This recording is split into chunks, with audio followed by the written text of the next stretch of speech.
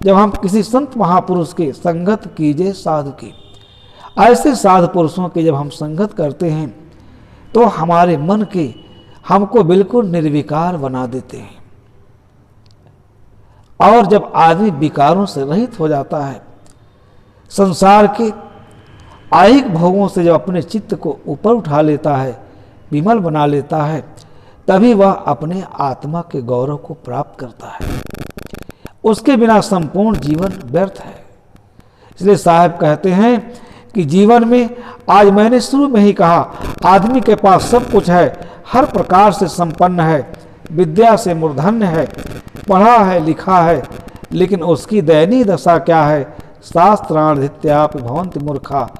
आज केवल अच्छे पुरुषों के का सानिध्य न मिलने के कारण, सत्संग न मिलने के कारण, शास्त्रों में जो मूल्यवान विचार हैं उन विचारों को आत्मसात करके जीवन न जीने के कारण आज हर आदमी का जो जीवन है बिल्कुल अशांत है। राग से उनका चित्त जल रहा है, मानसिक संतापों में वो जल रहा है, उसके जीवन में कहीं शांति नहीं है। इसलिए बंधुओं, जीवन के क्षणभंगुरता को समझना चाहिए। साहब ने बहुत बड़ी बड़ी बात कहा है। आदमी का जीवन इतना क्षणभंगुर है, एक घड़ी में क्या हो सकता है, लेकिन ऐसे क्षणभंगुर जीवन में हम कितना अहंकार पाल रखे हैं। इसलिए जब तक यह जीवन सुखी है, स्वस्थ है, तब तक इस जीवन का सुंदर उपयोग करना चाहिए। और इस जीवन को बढ़िया तरीके से जीने के लिए हमें संत महात्माओं के सत शिक्षा की बहुत बड़ी आवश्यकता है। इसलिए आज हजारों लोगों का जीवन, इसलिए पढ़ लिख करके भी पापमय जीवन जी रहे हैं, पढ़ लिख करके शराब पी रहे हैं, सिगरेट पी रहे हैं, गुटखा खा रहे हैं।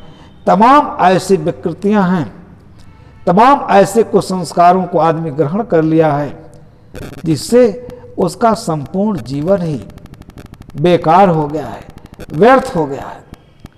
इसलिए पवित्र जीवन जीने के लिए, सुंदर और शांत जीवन जीने के लिए, चिर शाश्वत शांति को प्राप्त करने के लिए हमें सबसे पहले आवश्यकता है कि हम सत्संग करें।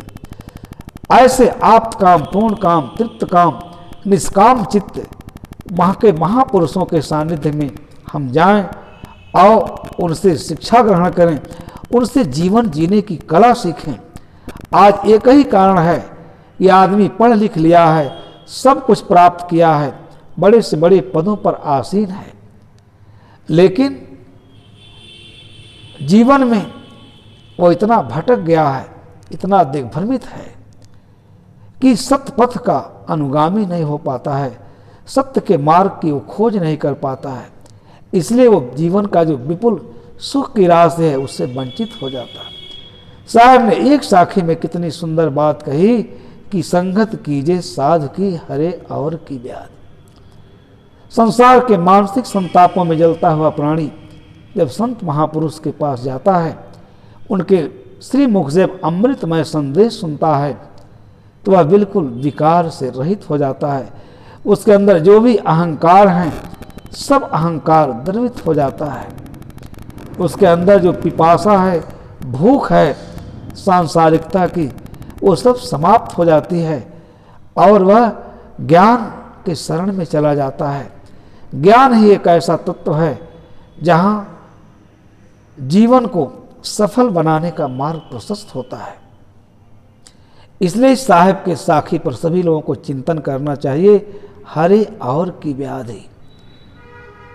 आज बड़े बड़े घरों में जाइए, देखा जाता है सब कुछ है, अच्छा मकान है, घर है, पुत्र है, परिवार है, सब लोग अच्छी अच्छी नौकरी करते हैं, लेकिन घर में कुसंस्कार का इतना बड़ा बोलबाला है कि वहाँ एकदम अशांति है, किसी के प्रति प्रेम नहीं है, आदर भाव नहीं है, सत्कार नहीं है, बड़े छोटे का ज्ञान नहीं है।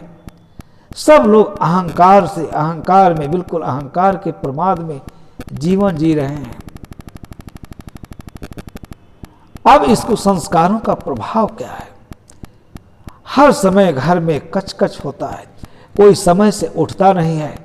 जीवन का जो नियम है उस नियम को जानना बहुत आवश्यक है। अच्छे अच्छे लोग हैं, इतने कुसंस्कार